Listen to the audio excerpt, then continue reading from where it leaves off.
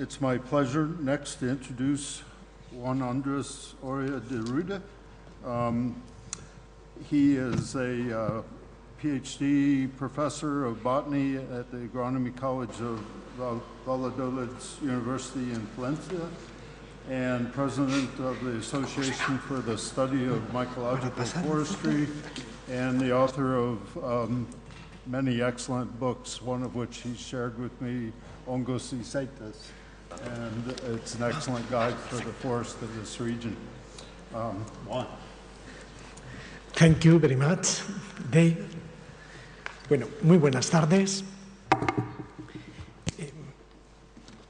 Soy Juan Andrés Oria de Rueda, profesor de Botánica Forestal, y en primer lugar pues quería agradecer a la organización el lujo de poder estar aquí e impartir aquí una de las comunicaciones.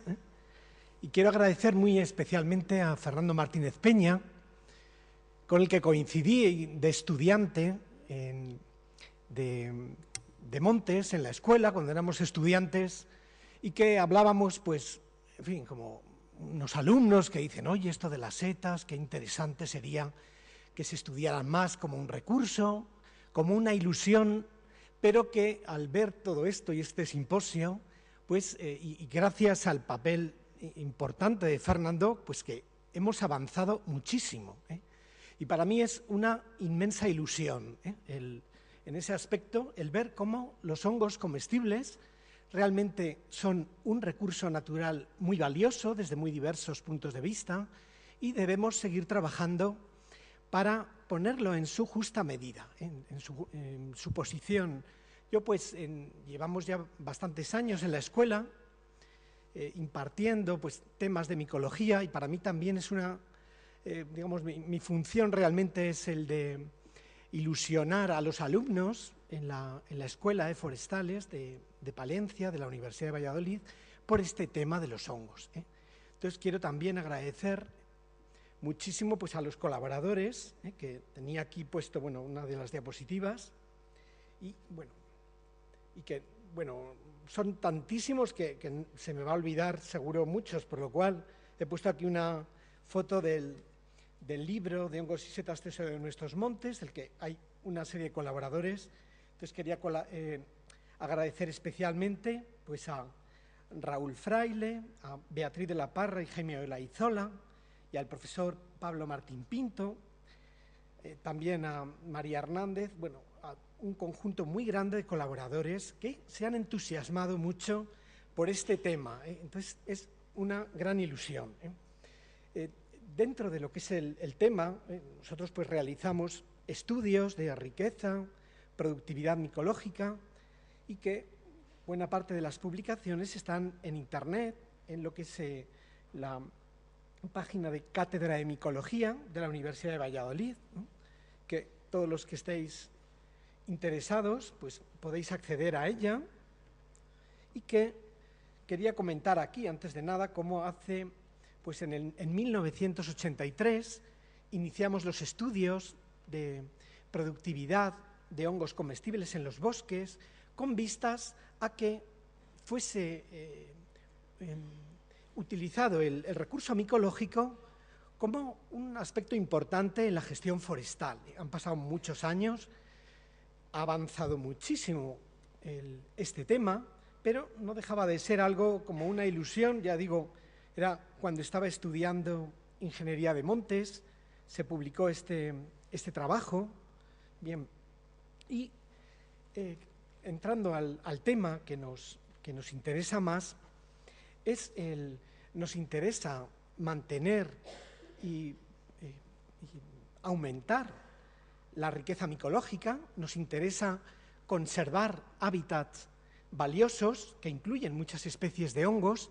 Y muchas veces surge el problema de que muchas especies, para su conservación, no requieren en nuestro ámbito mediterráneo y en muchas zonas del mundo que no se toque el monte, que el bosque se deje sin tocar, ¿no? En muchos casos se está observando cómo en muchos bosques el hecho de que se abandonen hay una disminución destacada de distintas especies. Bien, aquí vemos en la foto al profesor Pablo Martín Pinto intentando pasar por un monte muy denso de Quercus pyrenaica, un monte muy peculiar, en donde cerca pues, el técnico Antonio Rodríguez, que hemos tenido la suerte de estar colaborando dentro de este proyecto, y como en algunos de estos montes, en muchos lugares, ya digo, de Europa, incluso de América, la extrema densificación del monte lleva pareja una disminución muy drástica de la diversidad de plantas. Por ejemplo, en bastantes casos se ha constatado la disminución, incluso desaparición total de ciertas especies de hongos, un caso es la trufa, pero hay muchas especies ligadas a este proceso que hay una discusión ecológica. Este bosque de Quercus pyrenaica, que abunda mucho en España y que tiene un tipo de multiplicación muy peculiar. Produce miles de brotes de raíz, un monte densísimo, y que alguien podría decir, bueno, pues como cualquier árbol. Bueno, pues este árbol, Quercus pyrenaica, es interpretado por ecólogos y botánicos como un verdadero césped de árbol. El profesor Pedro Montserrat, un botánico y ecólogo muy afamado, interpreta como que es un verdadero pasto de árboles que se extiende en la era terciaria y es consumido por herbívoros que se comían el bosque, y que todas las estrategias de este árbol están en relación con eso. No podemos decir, bueno, pues deja este bosque así, porque se forma pues, una estructura verdaderamente curiosa. Está necesitado este bosque de esa explotación. Habría una discusión ecológica muy destacada. Este tipo de bosque habitualmente ha sido tratado tradicionalmente pues, por una serie de métodos de aprovechamiento. Quería comentar en el tema que nos atañe, de la silvicultura fúngica o micosilvicultura, que nos interesa el promover la riqueza y productividad de los hongos en los montes, y que esto, bueno, pues lleva parejo a considerar una gran cantidad de hábitats. Uno de los más peculiares que nosotros podemos tener, cercano aquí a donde estamos, son los matorrales productores de setas apreciadas, como el Boletus edulis, que se produce en matorrales de cistáceas, de Cistus ladanifer, Aliminum lasianthum, en los hábitats que nosotros llevamos más años estudiando. Estos matorrales son pirófitos, están adaptados al incendio y, curiosamente, pues, son capaces de producir gran cantidad de especies de hongos comestibles, en particular Boletus edulis, con un turno muy corto. Es uno de los hábitats que estamos estudiando con el equipo de investigación de la Cátedra de Micología aquí en la Universidad de Valladolid, y que se observa que estos matorrales, como los dejes sin tocar, pues se convierten en senescentes, se mueren materialmente y dejan de producir setas. Los habitantes muchas veces pegan fuego al monte y ocasionan graves problemas. No obstante, hay que comentar que podemos llegar a un equilibrio entre la gestión. De hecho, pues, aparte de las parcelas que se están realizando y en colaboración con el proyecto de Micosilva y en distintas investigaciones, se ha observado que ciertos aspectos del manejo de este matorral, de cierto tipo de desbroce alternado, favorece la producción de distintos recursos a la vez que evita que se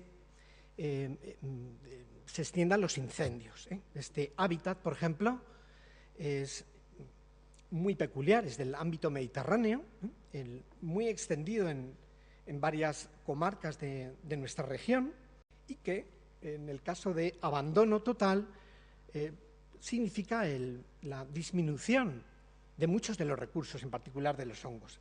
El proponer medidas de tratamiento de este ecosistema permite la producción de recursos variados, a la vez que mantener la biodiversidad. Por ejemplo, basta que se haga un desbroce alternado de este tipo de matorral para que se vea ocupado, por ejemplo, por muchas especies de animales, como liebres, conejos, perdiz roja, que a su vez son el cazadero de especies de rapaces amenazadas.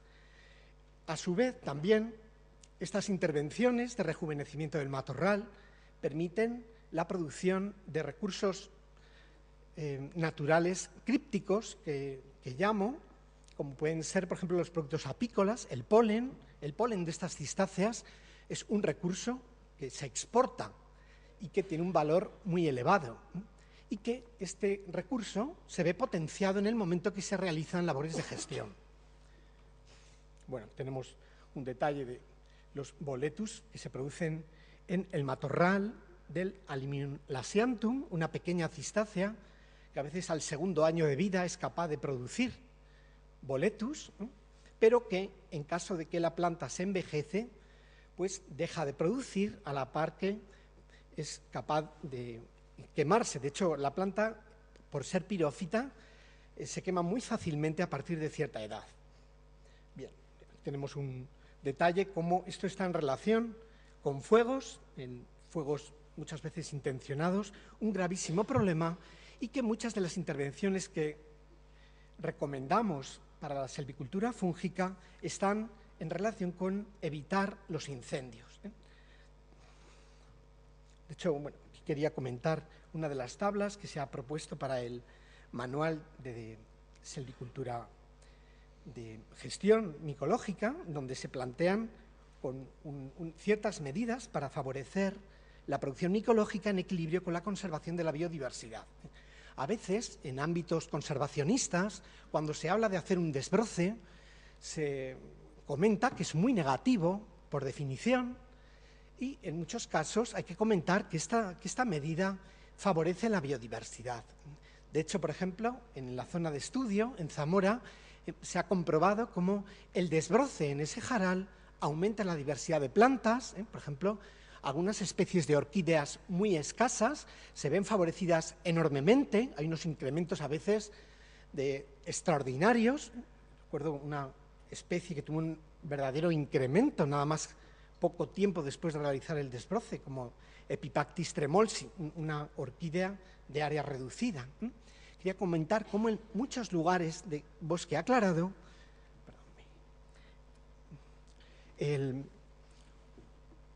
son un hábitat extraordinario para ciertas especies amenazadas.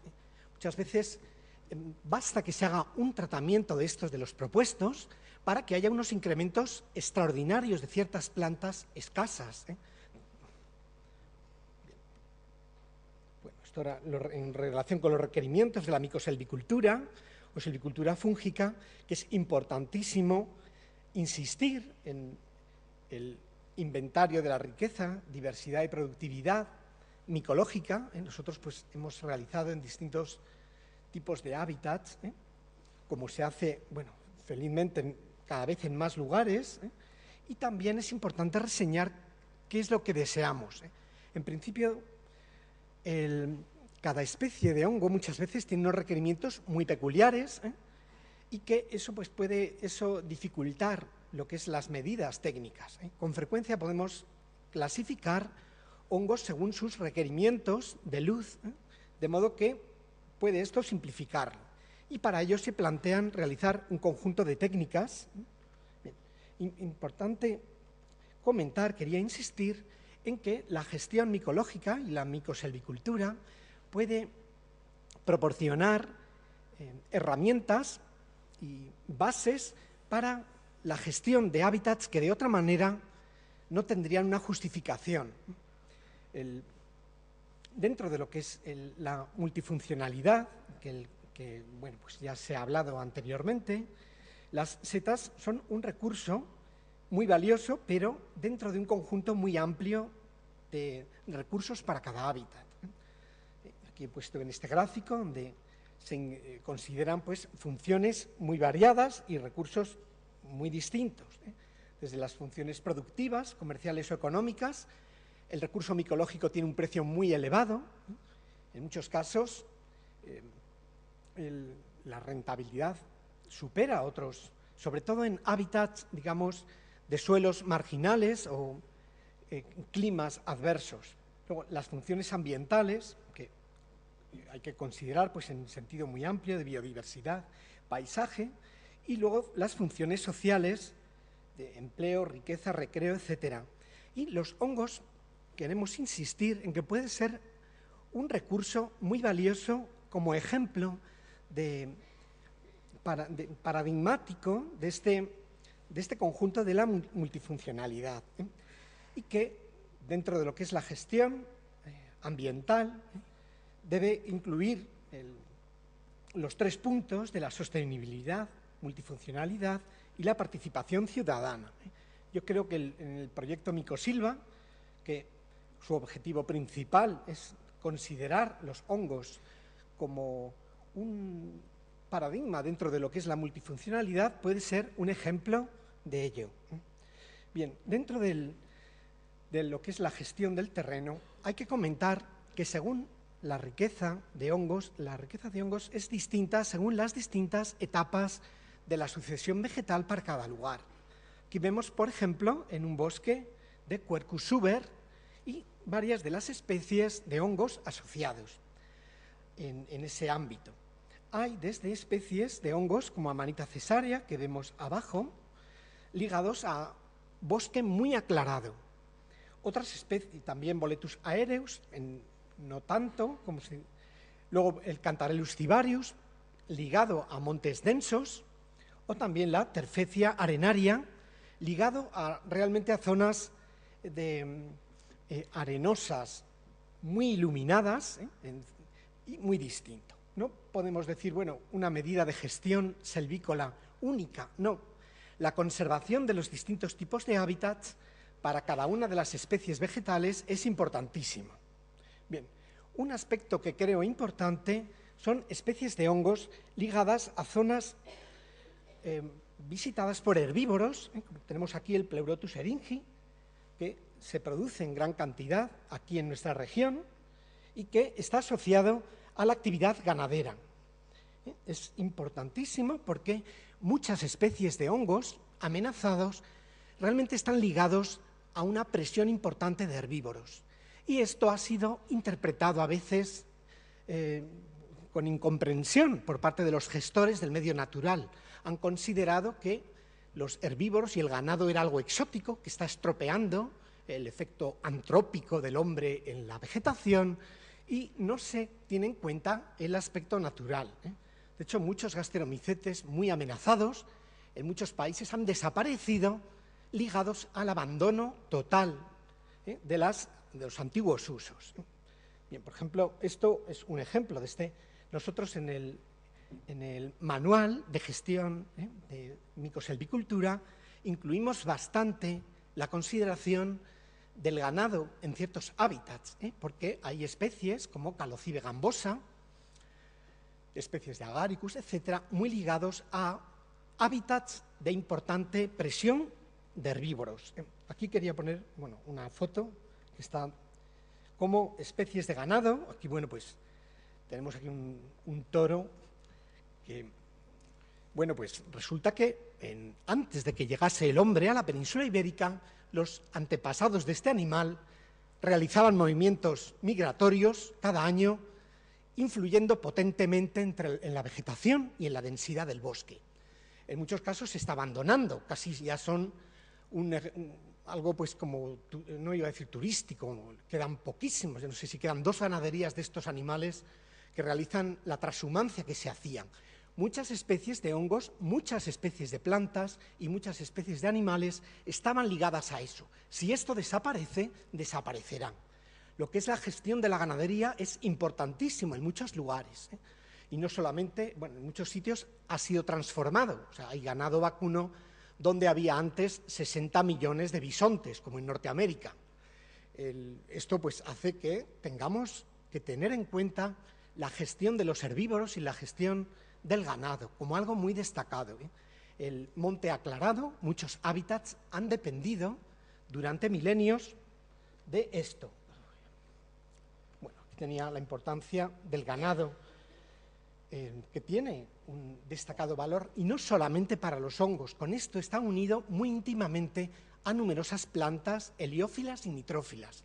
La práctica totalidad de los endemismos que se encuentran en España están ligados a estadios de explotación y muchos a estadios de paso de herbívoros muy importante. En muchos lugares prohibir el acceso al ganado, a la gente, lleva aparejo la disminución importante de muchas especies de plantas. Quería insistir en ello. Aquí vemos un hábitat de bosque aclarado, con luego la amanita ponderosa. Este hábitat, el mantenimiento de este hábitat es la garantía para muchas especies de plantas y de hongos. Bien, aquí la edad de los distintos hábitats tiene una relación directa con especies de hongos. Aquí tenemos un bosque aclarado, del que ha hablado muy destacadamente el profesor Santiago Reina. En este tipo de hábitat es bastante valioso en el sentido de la conservación y que no solamente está en España. Montes extremadamente parecidos a las dehesas y montados de la península ibérica se conservan todavía, pero muy ya en peligro de extinción en otros ámbitos. Uno, por ejemplo, es en América. Tenemos un detalle en México donde sorprende cómo hay montes tan extremadamente parecidos a los montes aclarados. Se han mantenido con usos tradicionales. Uno pues es la amanita cesárea, que también crece ahí en abundancia. Está ligado a este hábitat. En el momento que se abandona, desaparecen muchas de las especies de hongos. Esto ha pasado en muchos lugares. Esto también en California. De hecho, en Norteamérica hay una importante preocupación para recuperar estos montes aclarados de Quercus, lo que es oak sabanas, en muchos lugares, y se está viendo en numerosas localidades cómo al recuperar estos montes aclarados se están recuperando numerosas comunidades de especies de hongos peculiares y muchas veces de hongos comestibles importantes. Bien. Bueno, aquí incluyo algunos de los aspectos que están incluidos dentro de él, en el libro, en el manual, donde lo podréis ver, y quería comentar cómo a veces hábitats que no son realmente un bosque tienen también una producción de hongos valiosa, pero también necesitan una gestión.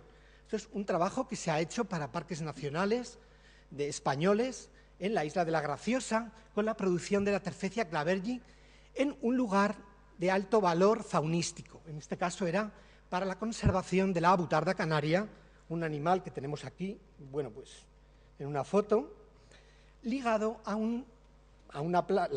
el hongo en cuestión, la Terfecia, que os han explicado con mucho conocimiento en estos días por parte de la Universidad de Murcia, vive en ciertos lugares asociado a un Helianthemum.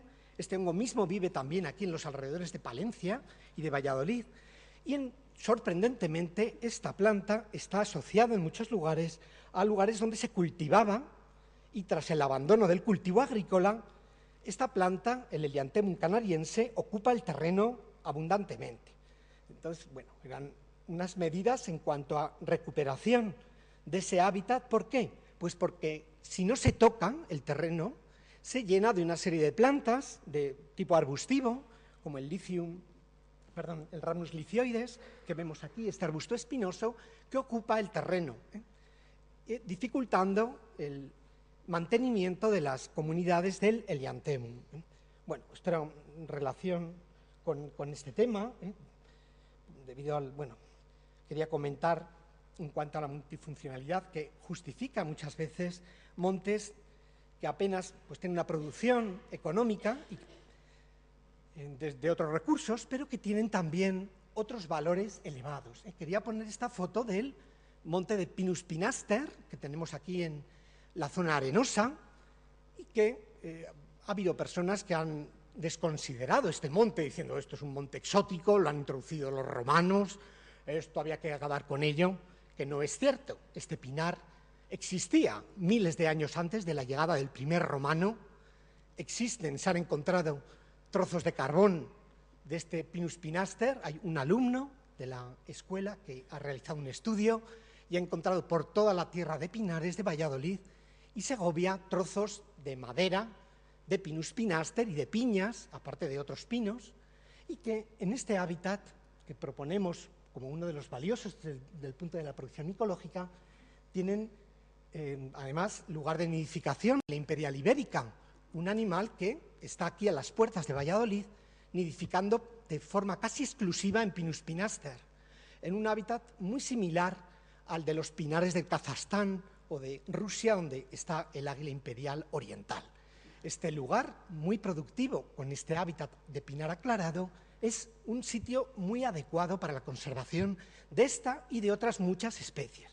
Quería poner también, en cuanto a recursos crípticos de muchos de estos montes, porque uno de los recursos más productivos en los pinares más productivos de setas, con una cubierta menor, es el de los productos apícolas. He puesto la abeja, los propóleos, que muchos conocéis, o que son muy famosos, los propóleos de Pinus pinaster, son uno de los recursos forestales de mayor precio a nivel europeo.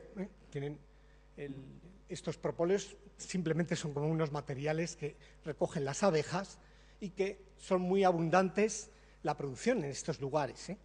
Este recurso es plenamente optimizable en relación con la producción de setas, a la par de otros muchos recursos, como es el de la resina. Podemos mantener montes bastante productivos de muchos recursos y con el objetivo inicial de la producción de hongos comestibles, pero que también pueden avalar la conservación de la naturaleza. Muchísimas gracias. Ha llegado la hora, creo, muchísimas gracias por su atención. Tenía una foto al final de gracias por su atención en distintos idiomas. Voy a ponerlo porque es que no me quedo con la última, no sé cómo.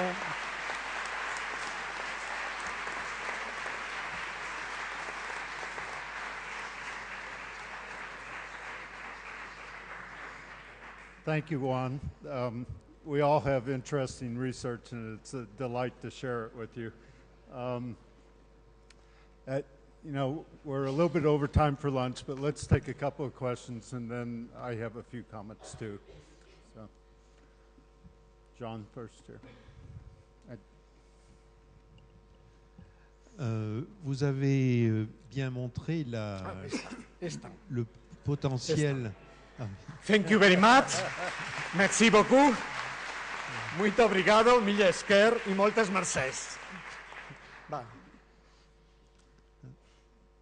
Oui, vous nous avez montré le potentiel de production de cèpes, de Boletus edulis, dans les maquis de cystes.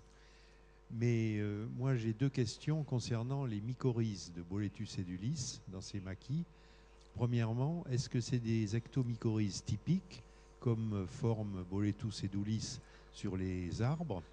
Et deuxièmement, quelle est la proportion de mycorhizes de Boletus edulis par rapport à toutes les autres mycorhizes?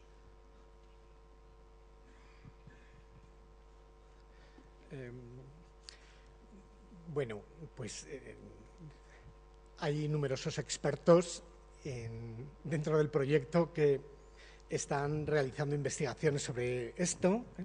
De hecho, se está realizando una investigación por parte del Centro de Investigaciones Forestales de Balonsadero y, pues, en fin, nosotros, pues, realmente no estamos en este momento, pues observando esto, ¿no? Entonces, sí sería interesante el observar que el tipo de micorrizas, pues los efectos, por ejemplo, del fuego en la cantidad de micorrizas de Boletus edulis que hay en el lugar. Realmente es casi un enigma, porque algunos de estos hábitats mediterráneos son muy secos, tienen, digamos, durante el verano realmente una desecación muy, muy destacada del conjunto del hábitat, y el que pues, creemos que es posible que se mantenga el micelio en las raíces de estas cistáceas y que en momentos adecuados, pues en época invernal sobre todo, pues se desarrollen en mayor medida, sobre todo el micelio. No obstante, ya digo que no hay, pues, en fin, investigadores destacados de aquí mismo en Castilla y León, del Centro de Investigaciones Forestales de Balonsadero, que os podrían comentar con más detalle. Thank you. Let's Merci. take one or two more questions for any of the presenters. I know we have one question here. Any others?